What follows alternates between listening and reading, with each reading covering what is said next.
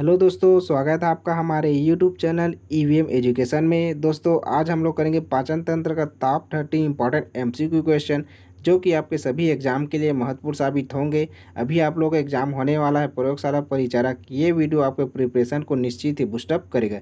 चलिए दोस्तों, हम लोग फर्स्ट क्वेश्चन के साथ वीडियो को स्टार्ट करते हैं। हमारा पहला क्वेश्चन है, निम्न में से कौन सा एंजाइम अमाशय से स्रावित नहीं होता। हमारा सही आंसर है ऑप्शन नंबर डी, अग्नाशयी लाइपेज। अग्नाशयी लाइपेज जो एंजाइम होता है ये अमाशय से स्रावित नहीं होता। ठीक है, इसी प्रकार जो और ऑप्शन दिया हुआ है उसके बारे में जान लेते हैं, क्योंकि हम लोग पूरा डिटेल एक्सप्लेनेशन करेंगे। क्योंकि जो भी मैं एक्सप्लेनेशन करूंगा आपको आगे एक एक क्वेश्चन करके वो बना हुआ है और आपके एग्जाम में बार बार उसको पूछा गया है, इसलिए आप उसको क्या करिएगा, कॉपी में नोट डाउन करते रहिएगा जो भी मैं एक्स्ट्रा फैक्ट बता रहा हूँ। रेनिन एंजाइम, रेनिन एंजाइम क्या करता है, ये दूध का पाचन करता है। ठीक है, दूध का पाचन, दूध का पाचन कौन सा एंजाइम करता है, आपका रेनिन एंजाइम। जो पेप्सिन एंजाइम होता है ये प्रोटीन का पाचन करने में क्या करता है, सहायता करता है। ठीक, याद रखना, प्रोटीन के पाचन करने में क्या करता है, ये सहायता करता है पेप्सिन जो एंजाइम होता है। और जो पेप्सिन होता है ये प्रोटीन को पेप्टॉन्स में बदलता है, किसमें, पेप्टॉन्स में बदलने का काम करता है। ठीक है, जठर लाइपेज। और एक और होता है आपका HCl। ठीक है, HCl जो हाइड्रोक्लोरिक अम्ल है ये भी क्या होता है, अमाशय से स्रावित होता है। इसका जो कार्य क्या होता है, HCl का जो कार्य होता है ये हमारे शरीर में जो भी हानिकारक बैक्टीरिया रहता है उसको नष्ट करने का कार्य करता है। कौन, HCl। आइए अब दोस्तों देखते हैं नेक्स्ट क्वेश्चन। निम्न में से कौन सा एंजाइम प्रोटीन के पाचन में सहायता करता है। अभी देखिए मैं ऊपर में एक्स्ट्रा फैक्ट बताया तो उससे एक क्वेश्चन बन गया। ठीक है, जो हमारा सही आंसर है option number C, pepsin. Pepsin जो एंजाइम होता है ये प्रोटीन के पाचन में क्या करता है, ये सहायता करता है। इसी प्रकार और एक्स्ट्रा फैक्ट देखते हैं जो दिया हुआ है आपके ऑप्शन में, टाइलिन। टाइलिन क्या होता है, जो टाइलिन एंजाइम होता है किस में पाया जाता है, आपके लार में, लार ग्रंथि में जो आपका टाइलिन एंजाइम पाया जाता है। ठीक है, इसी प्रकार आपका दिया है लाइसोजाइम। लाइसोजाइम क्या होता है, ये जानवरों के जो अश्रु ग्रंथियाँ होती हैं। ठीक है, जानवरों की जो अश्रु ग्रंथियाँ होती है, जैसे अश्रु ग्रंथि में आपका आ जाएगा आंसू। ठीक है, और नाक के जो बलगम, नाक के बलगम, ये किसमें होता है, ये याद रखना, ये जानवरों का है ना। जो लाइसोजाइम होता है ये जानवरों में होता है। जानवरों के जो भी अश्रु ग्रंथियाँ होती है जैसे आंसू, नाक का बलगम। और ये जो लाइपेज होता है ये क्या होता है, लाइपेज जो एंजाइम होता है ये कहाँ से स्रावित होता है या किससे निर्मित होता है। अगर आप एग्जाम में पूछा जाएगा तो क्या लिखना है इसमें, अग्नाशय, अग्नाशय से। ठीक, याद रखना क्या होता है ये, अग्नाशय। ठीक है, लाइपेज जो एंजाइम होता है ये स्रावित होता है अग्नाशय से, अमाशय से नहीं होता, ये अग्नाशय से होता है। आइए अब हम लोग देखते हैं नेक्स्ट क्वेश्चन। दूध में पाए जाने वाला मुख्य प्रोटीन कौन सा है। हमारा सही आंसर है ऑप्शन नंबर बी, केसिन। दूध में पाए जाने वाले प्रोटीन कौन सा होता है, केसिन होता है। ठीक है, याद रखना, कंफ्यूज नहीं होना है। दूध में पाए जाने वाला प्रोटीन पूछेगा तो केसिन। अगर दूध का पाचन, ठीक है, दूध का पाचन तो कौन सा प्रोटीन करता है, दूध का पाचन आपका रेनिन। ठीक है, रेनिन जो एंजाइम होता है ये दूध का पाचन करता है। और दूध में पाए जाने वाला जो प्रोटीन होता है वो क्या होता है, केसिन होता है। ठीक है, अब जान लेते हैं हम लोग एल्बुमिन। एल्बुमिन के बारे में भी हम लोग जान लेते हैं। एल्बुमिन क्या होता है, ये रक्त प्लाज्मा में पाए जाते हैं। एल्बुमिन किस में पाया जाता है, आपका रक्त प्लाज्मा। मतलब ये किससे संबंधित है, ये रक्त से संबंधित है। आइए अब हम लोग नेक्स्ट क्वेश्चन देखते हैं।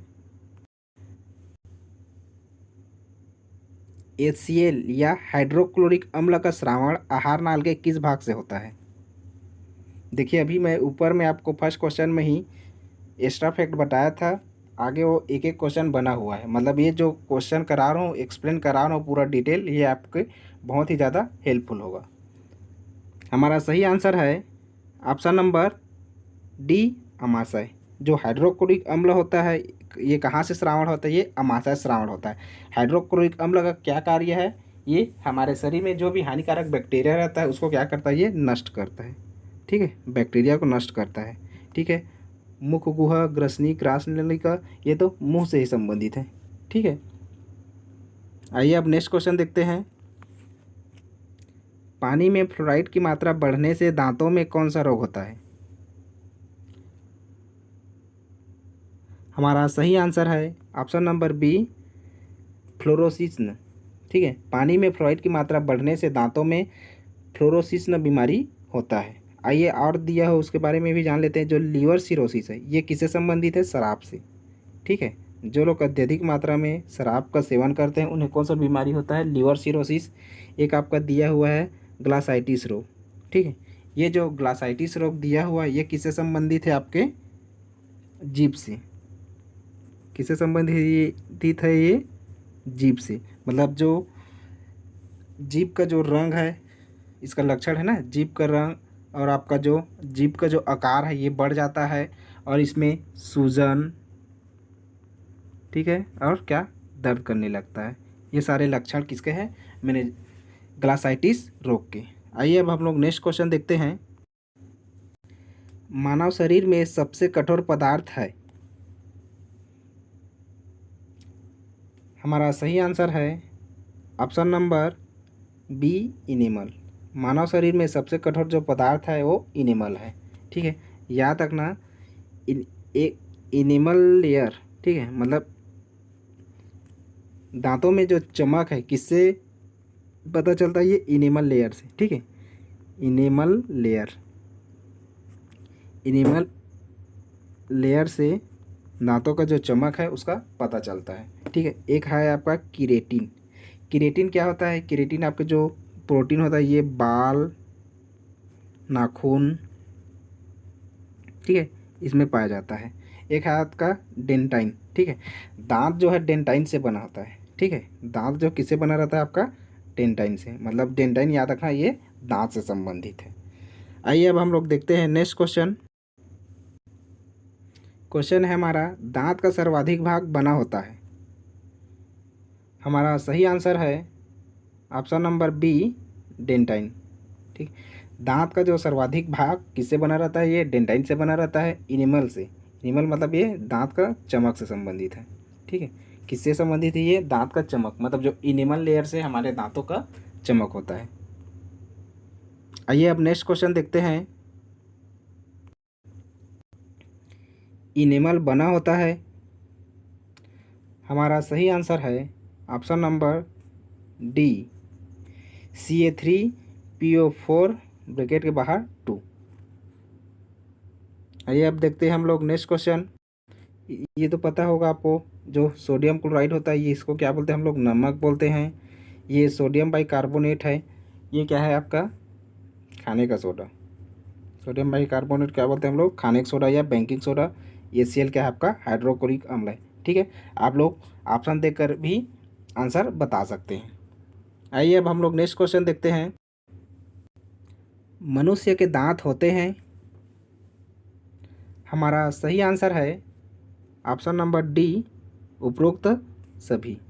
मनुष्य के दांत होते हैं हेट्रोडेन, थिकोडेन और डाइफायोडेन। आइए अब दोस्तों नेक्स्ट क्वेश्चन देखते हैं।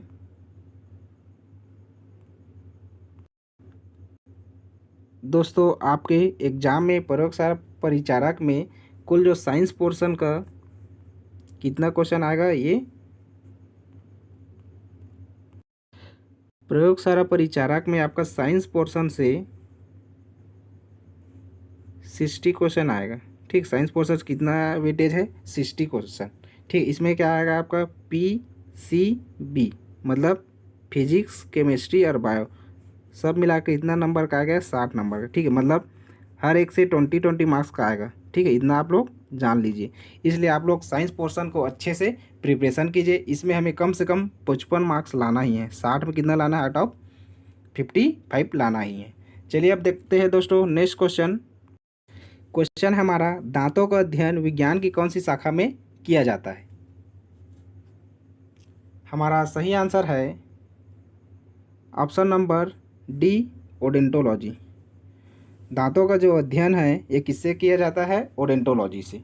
ठीक है, इसी प्रकार आपका दिया है ऑस्टियोलॉजी। ऑस्टियोलॉजी से किसका अध्ययन किया जाता है? ऑस्टियोलॉजी से आपका किया जाता है हड्डियों से। ठीक है, किसका अध्ययन किया जाता है? हड्डियों के बारे में। ऑस्टियोलॉजी से हम लोग किसका अध्ययन करते हैं? हड्डियों से। ठीक है, इसी प्रकार आपका दिया हुआ मायोलॉजी। ठीक है, मायोलॉजी से किसका अध्ययन किया जाता है? मांसपेशियों का। किसका? मांसपेशियों का। मांसपेशियों का अध्ययन किया जाता है किससे? आपका मायोलॉजी से। इसी प्रकार आपका दिया हुआ है हेपेटोलॉजी। हेपेटोलॉजी से अध्ययन किया जाता है आपके जो यकृत, पित्ताशय, यकृत, पित्ताशय, अग्नाशय को जो प्रभावित करने वाली जो भी बीमारियां हैं उसका अध्ययन को क्या कहते हैं हम लोग? हेपेटोलॉजी। आइए दोस्तों, अब देखते हैं हम लोग नेक्स्ट क्वेश्चन।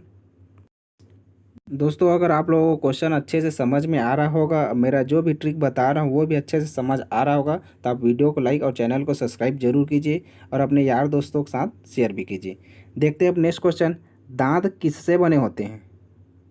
हमारा सही आंसर है ऑप्शन नंबर ए, कैल्शियम व फास्फोरस। दांत जो बने होते हैं कैल्शियम और फास्फोरस के बने होते हैं।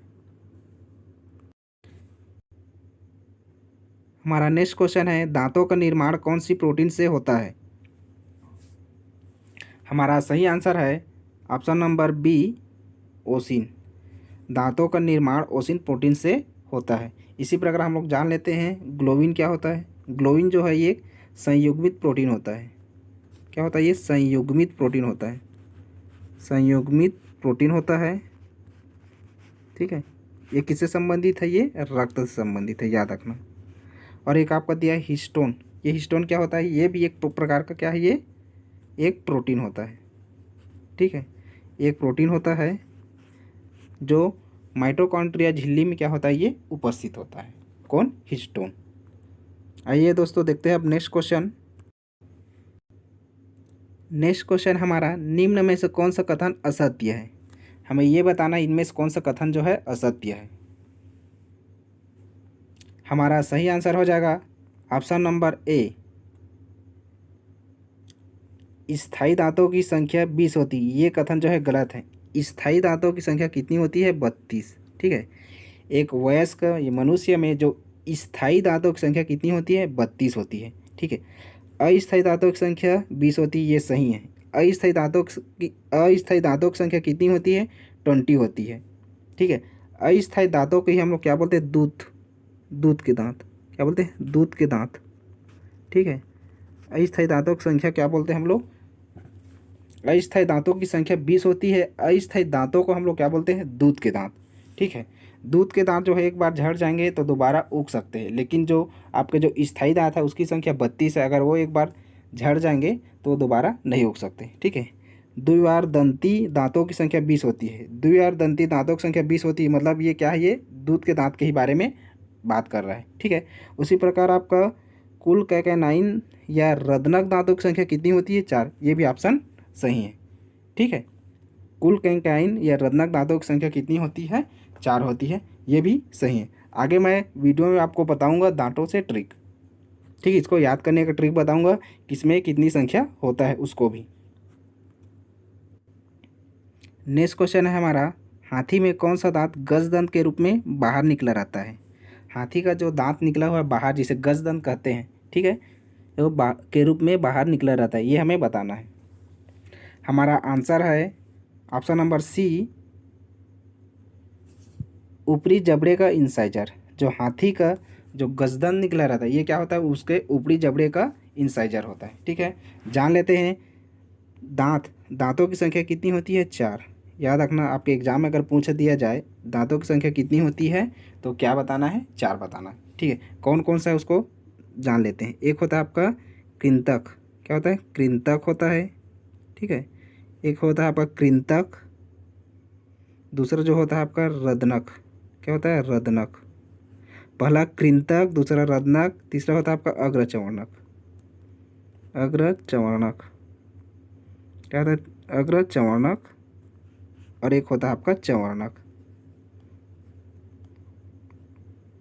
ठीक है, कितने दांत होता है? 4। एक होता है कृंतक, रदनक, अग्रचवर्णक और चवर्णक। ठीक है, इसको याद करने का मैं ट्रिक बता रहा हूँ, उसको आप कॉपी में नोट डाउन कर लीजिएगा। क्रेक याद रखना। क्या याद रखना? क्रेक। के से हो जाएगा आपका कृंतक, आर से हो जाएगा आपका रत्नक, ए से हो जाएगा आपका अग्र चवर्णक और सी से हो जाएगा आपका चवर्णक। ठीक है, ये 4 प्रकार के दांत होते हैं, इसका क्रम भी याद रख लीजिएगा। ठीक है, जो हाथी का जो कृंतक हाथी का जो गजदंत होता है किसके अंतर्गत आता है? ये कृंतक की। ठीक, किसके अंतर्गत आता है? ये कृंतक के अंतर्गत आता है। इसको याद रखिए क्योंकि ये एग्जाम में पूछा गया है। हाथी का जो सामने वाला दांत है 2 बाहर निकला रहता है, इसको गजदंत बोलते हैं। किसका रूप होता है? ये कृंतक का रूप होता है। ठीक है, ये याद रखिए। चलिए अब देखते हैं नेक्स्ट क्वेश्चन। नेक्स्ट क्वेश्चन हमारा, मिलान कीजिए दांत और उनके कार्य के बारे में हमें बताना है। ठीक है, इंसाइजर जो है कृंतक बोलते हैं, इसका काम है चीर फाड़ करना। दूसरा है आपका केनाइन या रत्नक बोलते हैं, इसका कार्य है काटने का कार्य करता है। तीसरा जो है आपका प्रीमोलर या मोलर, ठीक है, इसमें भोजन चबाने का कार्य करता है। और चौथा है चेक टीथ, पीएम व एम। इसमें हमें सही जो मिलान है इसका आंसर बताना है। ठीक है, हमारा सही आंसर हो जाएगा ऑप्शन नंबर सी, प्रीमोलर व मोलर। ठीक है, इसमें क्या होता है? प्रीमोलर या मोलर का काम होता है भोजन को चबाने का कार्य होता है इसमें। अभी मैं आप लोगों को ऊपर में बताया हूँ दांतों की संख्या कितनी होती है? 4 होती है। दांतों की संख्या कितनी होती है? 4 होती है। उसमें से पहला था कृंतक था, दूसरा था रत्नक था, तीसरा को बोलते हैं प्री मोलर जिसे हम लोग अग्र चवर्णक बोलते हैं, और चौथा था आपका मोलर जिसे हम लोग क्या बोलते हैं? ये चवर्णक बोलते हैं। ठीक है, इसमें जो प्री मोलर व मोलर है मतलब अग्र चवर्णक और चवर्णक का क्या होता है? ये भोजन को चबाने का कार्य करता है। ठीक है, जो आपका कृंतक है, क्या है? ये कृंतक है, ये क्या करता है? भोजन को, मतलब कृंतक दांत है उसका कार्य क्या है ये बताता हूँ। ये क्या है? कृंतक दांत जो है ये कुतरने का काम करता है। कुतरना, कृंतक दांत जो है उसका कार्य क्या है? ये कुतरने का काम करता है। और दूसरा आपका काटने का। ठीक है, कुतरने और काटने का कार्य करता है। काटने का, कुतरने और काटने का कार्य कौन करता है? कृंतक दांत। ठीक है, मतलब ये किसमें पाया जाता है? कृंतक दांत अगर आपके एग्जाम पूछा जाएगा तो शाकाहारी जीव, शाकाहारी जो जीव होता है जैसे आपके खरगोश हो गया या चूहा हो गया। ठीक है, ये ज़्यादा कुतरने और काटने का काम करता है। दूसरा आपका जो रत्नक दांत है, ठीक है, इसका कार्य क्या होता है? रत्नक का कार्य क्या होता है? इसको याद रखना, चीर फाड़ करना। ठीक है, चीर फाड़ करना।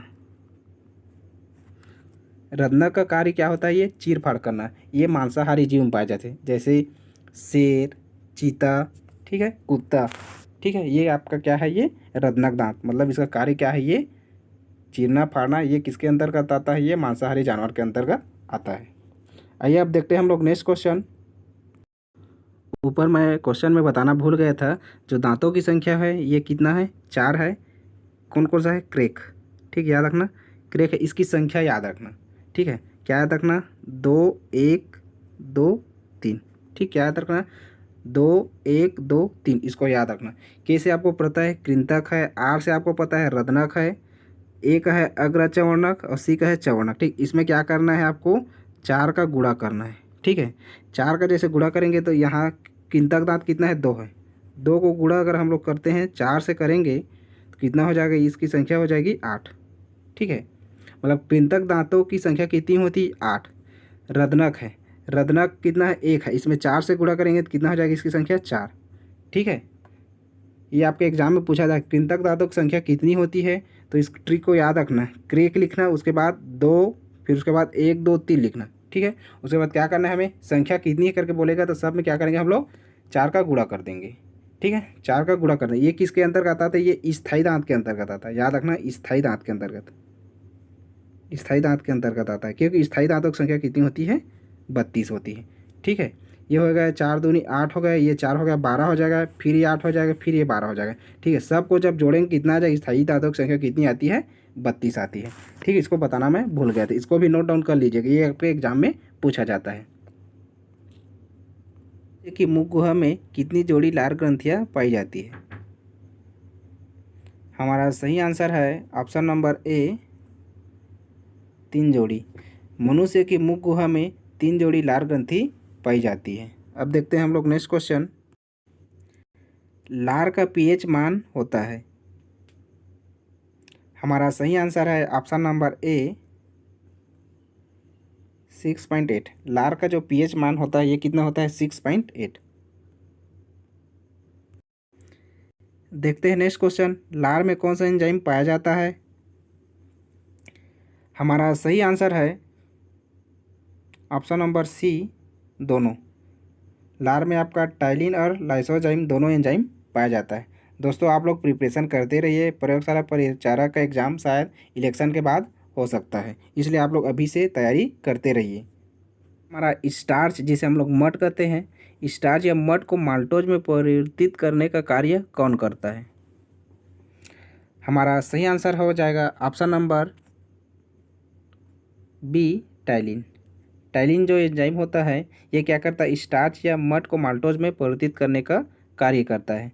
जैसे हम लोग भोजन को जैसे हम लोग भोजन को चबाते हैं तो एकदम क्या होता है, चिकना या चिपचिपा पदार्थ हो जाता है, ठीक है, उसी को क्या बोलते हैं, मड बोलते हैं। मड को जो माल्टोज में परिवर्तित करने का कार्य करता है ये कौन सा एंजाइम करता है, ये आपका टाइलिन करता है, ठीक है। लाइसोजाइम ये भी आपके लार से ही संबंधित है, ठीक है। पेप्सिन आपको पता है ये प्रोटीन का पाचन करने में सहायता करता है, ठीक है। और रेनिन है ये दूध का पाचन करता है, ठीक है। ये सारे फैक्ट जो भी है इसको याद रखिएगा। देखते हैं अब नेक्स्ट क्वेश्चन। क्वेश्चन हमारा, कण्वे की जानकारी जीभ के किस भाग से होती है। हमारा सही आंसर है ऑप्शन नंबर बी पश्च भाग। कण्वे की जानकारी जीभ के पश्च भाग से होती है। आइए दोस्तों हम लोग जान लेते हैं जीभ के कितने भाग होते हैं। जीभ के टोटल कितने भाग होते हैं, 4, ठीक है। याद रखना जीभ के कितने भाग होते हैं, 4 भाग होते हैं, ठीक है। पहला भाग को हम लोग क्या बोलते हैं, अग्र भाग बोलेंगे। दूसरा को बोलेंगे हम लोग मध्य भाग। तीसरा को बोलते हैं हम लोग पार्श्व भाग। पार्श्व मतलब पीछे, उस पीछे के पहले। फिर लास्ट को बोलते हैं हम लोग पश्च भाग, ठीक है। इसको क्रम को भी याद रखने, पहला वाला जो भाग को हम लोग अग्र भाग बोलेंगे, दूसरा भाग को क्या बोलेंगे हम लोग मध्य भाग, तीसरा वाले को बोलेंगे हम लोग पार्श्व भाग और चौथा वाले को पश्च भाग, ठीक है। जीभ की जो कुल कितनी भाग होती हैं, 4, जिसमें से पहला अग्र, दूसरा मध्य, तीसरा पार्श्व, चौथा जो है तीसरा जो है आपका पार्श्व भाग और होता है चौथा जो है आपका पश्च भाग, ठीक है। इसको हम लोग याद करने का ट्रिक बता रहा हूँ मैं, इसको याद रखना, ठीक है। जो अग्र भाग होता है इससे क्या होता है, हमें मीठापन का, ठीक, मीठे का अनुभव होता है, ठीक। कोई चीज़ मीठा है उसका पता कैसे चलेगा, स्वाद से, उसके अग्र भाग से, ठीक है। दूसरा जो आपका मध्य भाग है, मध्य भाग से किसका पता चलता है, नमकीन का। याद रखना मध्य भाग से किसका पता चलेगा, नमकीन का, ठीक है। तीसरा जो आपका पार्श्व भाग है इससे किसका पता चलता है, इसका याद रखना खट्टा का, किससे, खट्टा का, ठीक है। और आपका होता है पश्च भाग मतलब पीछे वाला भाग। पीछे वाला भाग इससे पता चलता है आपका कण्वे का, ठीक है। कोई चीज़ कितना कड़वा है इसका पता चलता है, ठीक है। जैसे अब बता रहा हूँ, इसको याद करने का ट्रिक भी बताऊँगा, ठीक है, टेंशन मत लो। अग्र भाग मतलब मीठा, कोई भी चीज़ हम लोग सामने वाला टीप के जो जीभ का जो सामने वाला शीर्ष हिस्सा उससे हम लोग पता चलता है किसका, मीठेपन का। उससे थोड़ा नीचे वाले को पता चलता है किसका, मध्य भाग बोलते हैं उसको, नमकीन का। जैसे महिलाएं घर में सब्जी वगैरह बनाती रहती है तो नमक को टेस्ट करने के लिए तो थोड़ा मध्य भाग में टेस्ट करती है जिससे हमें पता चले किसका, नमकीन का, ठीक। उसके बाद होता है आपका पार्श्व भाग मतलब जो खट्टा, ठीक है, मतलब पीछे वाला भाग से पहले जो तीसरे नंबर उसको खट्टा पता चलता है, ठीक है। ये आपका है पश्च भाग। जो सबसे वाला लास्ट भाग उसको क्या बोलते हैं हम लोग, पश्च भाग बोलते हैं, इससे कड़वे का, ठीक है। मतलब जैसे आप लोग टेबलेट वगैरह खाते हो तो जो लास्ट वाला भाग है पश्च भाग उसी में ऐसा डालते हैं तो क्या लगता है हमें, वो कड़वापन का एहसास होता है, ठीक है। इसको याद करने का मैं ट्रिक बता रहा हूँ, उसको भी लिख लेना आप लोग। ट्रिक है हमारा, मैं ना खाऊं कड़वा,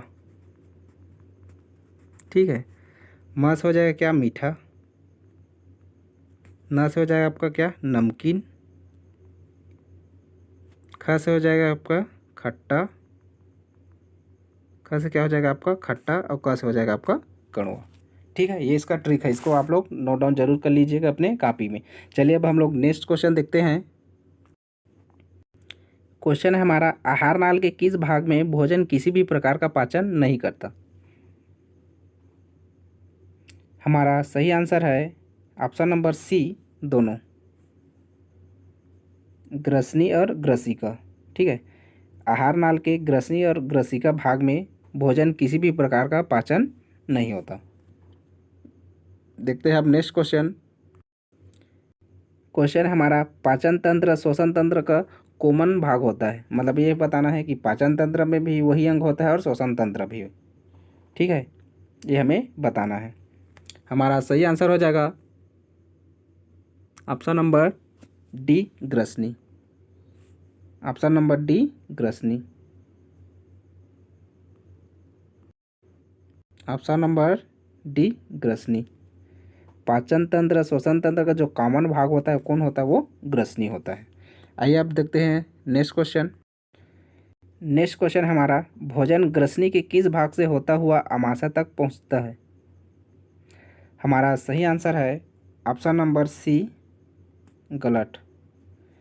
भोजन ग्रसनी के गलत भाग से होता हुआ आमाशय तक पहुंचता है।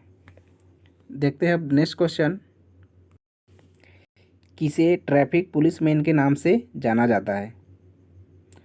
हमारा सही आंसर है ऑप्शन नंबर सी, एपीग्लॉट।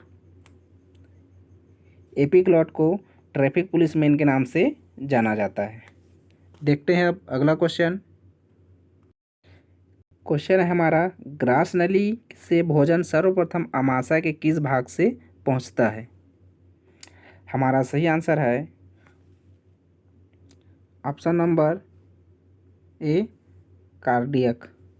ग्रास नली से भोजन सर्वप्रथम आमाशय के कार्डियक भाग से पहुंचता है। नेक्स्ट क्वेश्चन देखते हैं। नेक्स्ट क्वेश्चन है, जठर रस जिसे हम लोग गैस्ट्रिक जूस बोलते हैं का श्रावण कहाँ से होता है। हमारा सही आंसर है ऑप्शन नंबर डी, अमाशय। जठर रस का श्रावण कहाँ से होता है, अमाशय से होता है, याद रखना। एक होता है आपका छोटी आंत, ठीक, याद रखना, छोटी आंत। छोटी आंत पोषक तत्व का सर्वाधिक जो अवशोषित कौन सा भाग करता है, ये छोटी आंत करता है। ठीक है, किसका, पोषक तत्व का। पोषक तत्वों का सर्वाधिक जो अवशोषण या अवशोषित कौन करता है, छोटी आंत करता है। इसकी जो लंबाई, इसकी लंबाई कितना होता है, 6 से 7 मीटर होता है, याद रखना। छोटी आंत की जो लंबाई होती है कितना होती है, 6 से 7 मीटर होती है।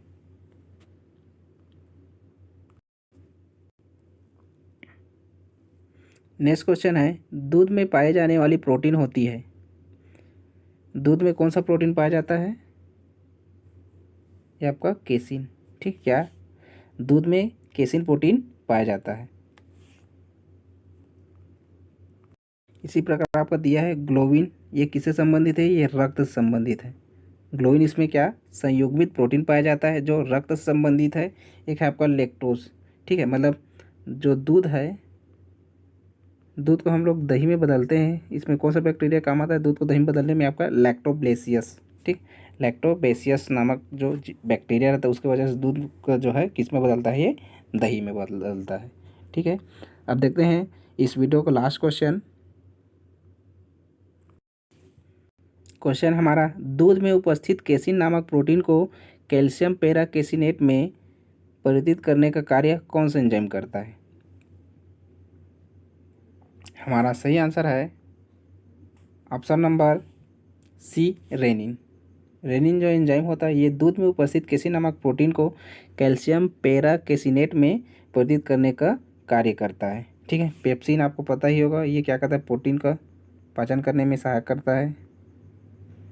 ठीक है, लाइपेज जो होता है, लाइपेज आपका होता है, ये किस में पाया जाता है, लाइपेज जो है आपका अग्नाशय में, अग्नाशय में पाया जाता है, ये याद रखना। ठीक है दोस्तों, अगर आपको वीडियो पसंद आ रहा होगा और मैं जो भी एक्स्ट्रा फैक्ट बता रहा हूँ वो अच्छे से आप लोगों को समझ में आ रहा होगा तो वीडियो को लाइक और चैनल को सब्सक्राइब जरूर कीजिए। इस पाचन तंत्र से संबंधित कुछ और इम्पोर्टेंट जो क्वेश्चन है बचा हुआ है उसको मैं नेक्स्ट वीडियो में लेकर आऊँगा। ठीक है, थैंक यू।